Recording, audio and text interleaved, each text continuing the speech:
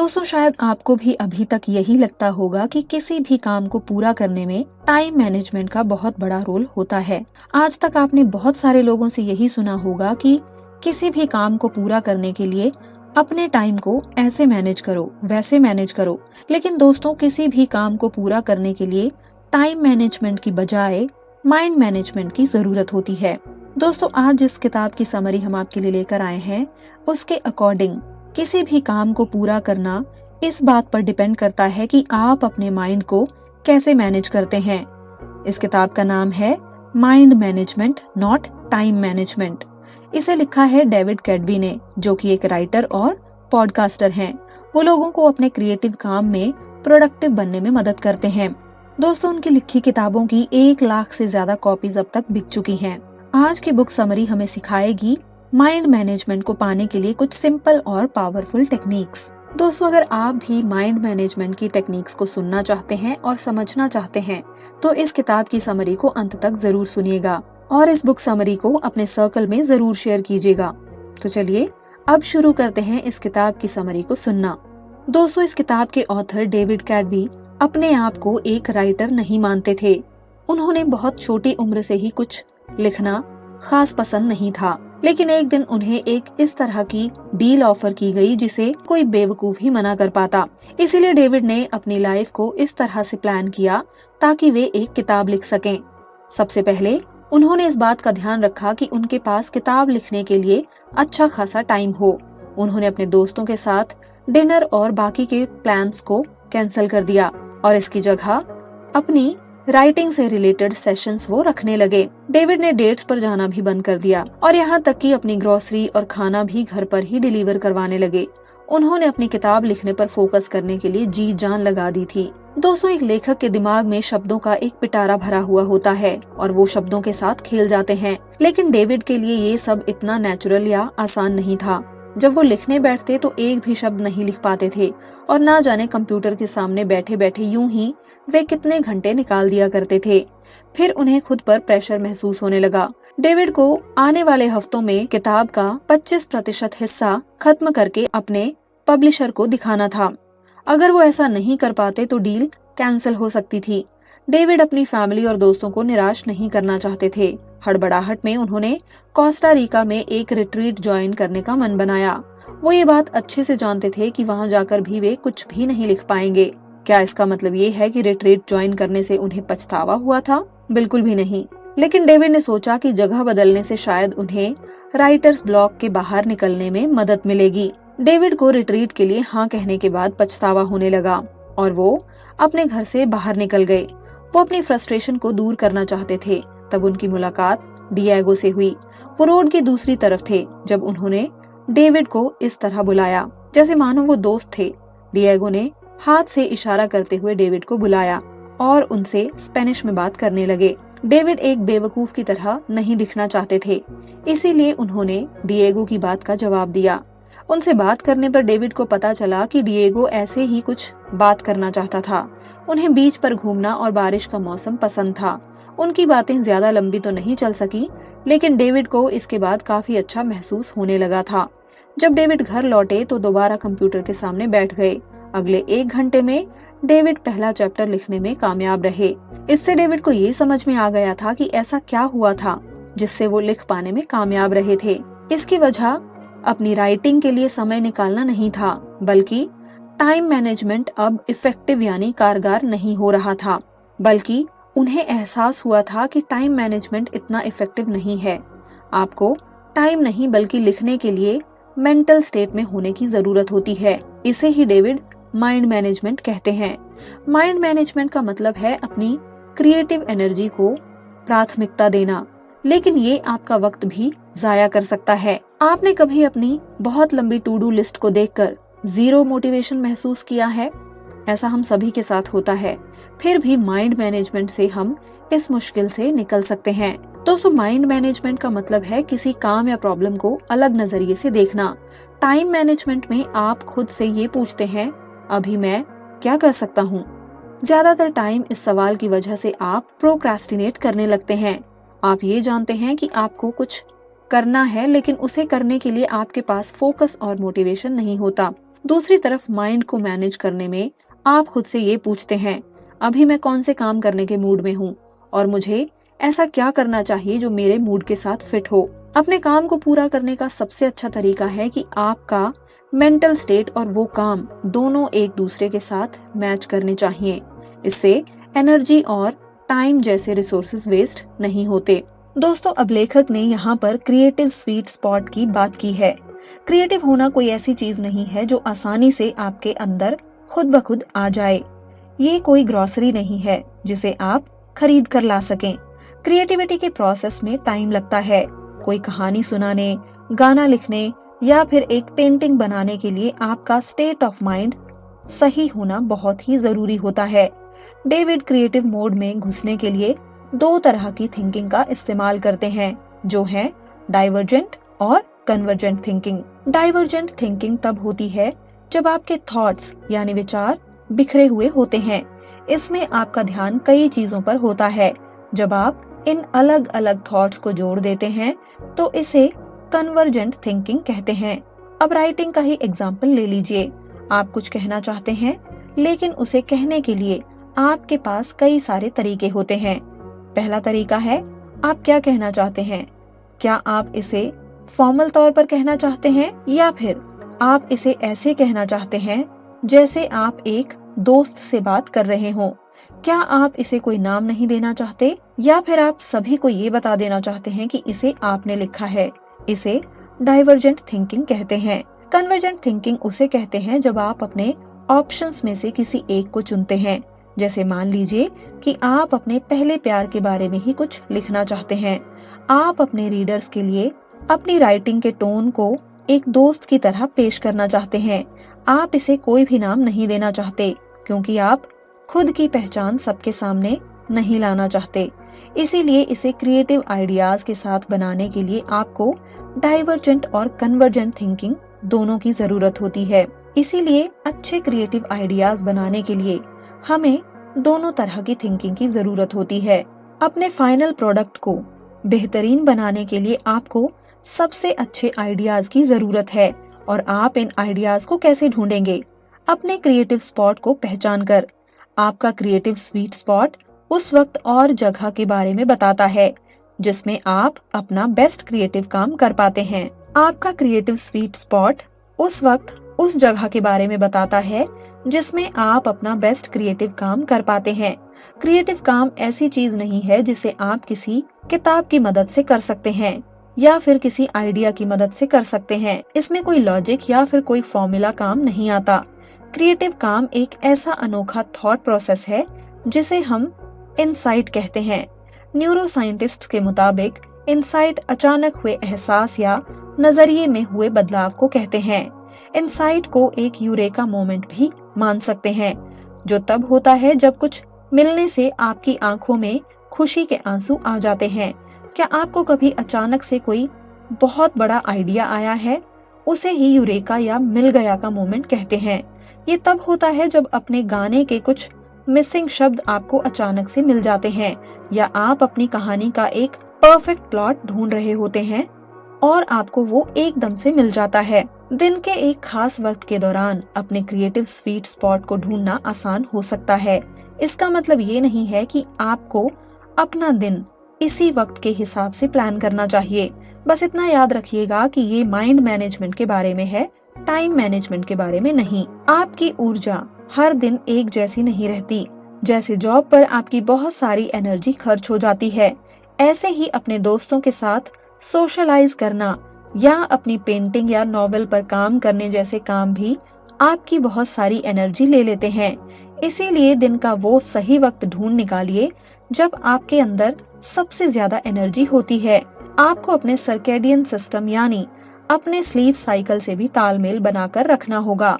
ये सिस्टम आपको दिन में जगे रहने में मदद करता है। इसे ऊपर जाती हुई एक लाइन की तरह सोचिए। जितना ज्यादा आप जागे रहेंगे उतना ज्यादा आप अलर्ट रहेंगे। लेकिन जागे रहने के साथ साथ अलर्ट रहने को आपका स्लीप डेप्थ सिस्टम रोक देता है।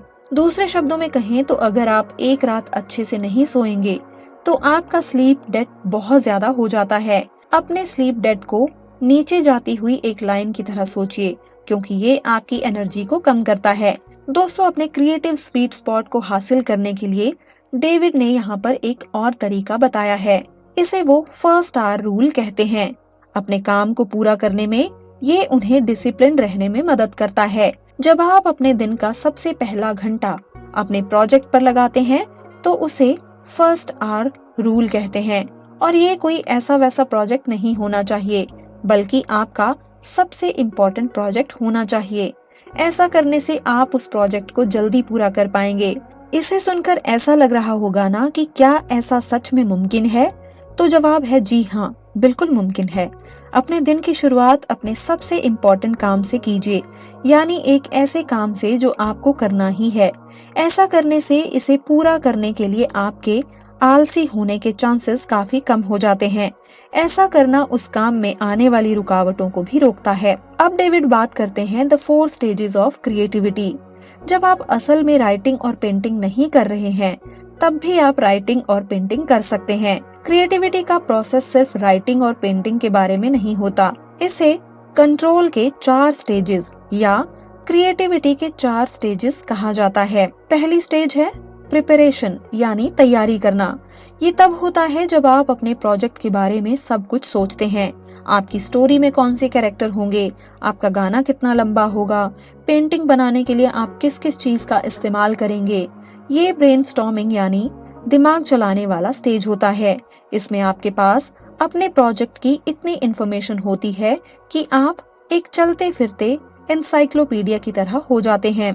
दूसरा स्टेज है इंक्यूबेशन। ये ऐसा टाइम होता है जब आप अपने प्रोजेक्ट पर इतना एक्टिव होकर काम नहीं करते हैं। आप शायद किसी और चीज पर काम कर रहे होते हैं या फिर अपने दोस्तों और फैमिली के साथ वक्त बिता रहे होते हैं। हमें बीच बीच में ब्रेक लेने की जरूरत होती है। किसी काम को तुरंत पूरा करने के लिए खुद को मजबूर करना हमेशा काम नहीं करता है। ऐसा करने से आप फ्रस्ट्रेट होने लगेंगे और आपको गुस्सा आएगा। ऐसा होने से आपको अपने क्रिएटिव स्वीट स्पॉट को ढूंढने में और तीसरी स्टेज पर जाने में मुश्किल होगी। तीसरा स्टेज है इल्यूमिनेशन। ये यूरेका मोमेंट है। तीसरी स्टेज को पूरी तरह से नहीं समझाया जा सकता। ऐसा इसलिए है क्योंकि ये अचानक से होने वाला और अनप्रिडिक्टेबल ही होता है। जैसा कि बताया गया है, अगर आप जरूरी तैयारी नहीं करेंगे तो आप इस स्टेज पर नहीं पहुंच सकते। आपको पहले स्टेज पर बहुत सा वक्त देना होगा। चौथा स्टेज है वेरिफिकेशन का। ये तब होता है जब आप इल्यूमिनेशन स्टेज में आए यूरेका मोमेंट के बारे में सोचते हैं। इसमें आप ये पक्का कर लेते हैं कि आपका जो आइडिया था वो फूल प्रूफ और ब्रिलियंट है। आप ये डबल चेक करते हैं कि किसी चीज की कमी तो नहीं है। अगर आप क्रिएटिविटी के हर स्टेज में वक्त नहीं लगाएंगे तो आप कभी भी मास्टरपीस नहीं बना सकते। आपको इस पूरे प्रोसेस के हर स्टेज से होकर गुजरना होगा। दोस्तों, अब लेखक बात करते हैं the 7 mental states of creative work. दोस्तों, डेविड का कोई स्ट्रिक्ट रूल नहीं था, लेकिन उनके पास कुछ करने के लिए ऐसे काम और जाने के लिए ऐसी कुछ जगह थी जो उन्हें लिखने के सही मूड में लाने में मदद करते थे। अपनी छोटी सी नोटबुक में कुछ लिखने के लिए वो जॉन हैनकॉक सेंटर के 95th फ्लोर पर जाते थे। ये थॉट्स शुरुआत में बिखरे हुए से रहते हैं, लेकिन इन्हें लिखने के बाद डेविड को वो दूसरी चीजें भी दिखाई देने लगती हैं जो उन्हें लगता था कि अपनी किताब में उन्हें शामिल करनी चाहिए। डेविड की तरह आप भी अपने मेंटल स्टेट के मुताबिक अलग अलग तरीके के काम कर सकते हैं। आपका स्टेट इन 7 मेंटल स्टेट में से एक हो सकता है। पहला है प्रायोरिटाइज्ड मेंटल स्टेट। ये तब होता है जब आप एक प्लान बनाते हैं। आप ये फैसला लेते हैं कि आपको क्या करने की जरूरत है और आप उसे कैसे हासिल करेंगे। इसमें आप ये भी डिसाइड करते हैं कि क्या इम्पोर्टेंट है और क्या नहीं। यही तो डेविड जॉन हैनकॉक सेंटर में किया करते थे। दूसरा है एक्सप्लोर मेंटल स्टेट। ये रिसर्च करने के बारे में नहीं है। इसमें कुछ स्पेसिफिक सवालों के स्पेसिफिक जवाबों की जरूरत नहीं होती। एक्सप्लोर मेंटल स्टेट में अपनी उत्सुकता को खुला छोड़ने और इसके लिए गिल्ट फील ना करने के बारे में कहा गया है। तीसरा है रिसर्च मेंटल स्टेट। ये ऐसी जगह है जहां आप कुछ सवालों के जवाब ढूंढते हैं। डेविड ज्यादा वक्त इसी स्टेट में रहते हैं। वो ये रिसर्च करते हैं कि एक चैप्टर को कैसे बनाया जाए या फिर ये कैसे वेरीफाई किया जाए कि अपनी किताब में जो फैक्ट्स वो लिखने वाले हैं वो सही है या नहीं है। चौथी स्टेट है जर्नल मेंटल स्टेट। ये वो स्टेट है जहां आप एक्चुअल में काम करते हैं। आप पहले दिए गए मेंटल स्टेट्स में इकट्ठे किए गए आइडियाज को जोड़कर कुछ बनाते हैं, जैसे कि अपना पहला ड्राफ्ट लिखना। पांचवा है पॉलिश मेंटल स्टेट। ये स्टेज उस काम को एडिट करने और तराशने का है जो आपने पिछली स्टेट में बनाया था। जैसे आप ये ध्यान देते हैं कि आपके सेंटेंसेस का कोई मतलब हो। छठा है एडमिनिस्ट्रेटिव मेंटल स्टेट। आप हमेशा अपने क्रिएटिव काम पर फोकस नहीं कर सकते। आपकी भी कुछ जिम्मेदारियां हैं जो आपको करनी होंगी, जैसे अपने बिल्स भरना और अपनी फैमिली के साथ टाइम बिताना। ये मेंटल स्टेट इसलिए जरूरी है क्योंकि आपको अपनी लाइफ के दूसरे एरियाज पर भी ध्यान देना होगा। सातवां मेंटल स्टेट होता है रिचार्ज मेंटल स्टेट। इसमें आप खुद को आराम देने और रिफ्रेश करने की कोशिश करते हैं।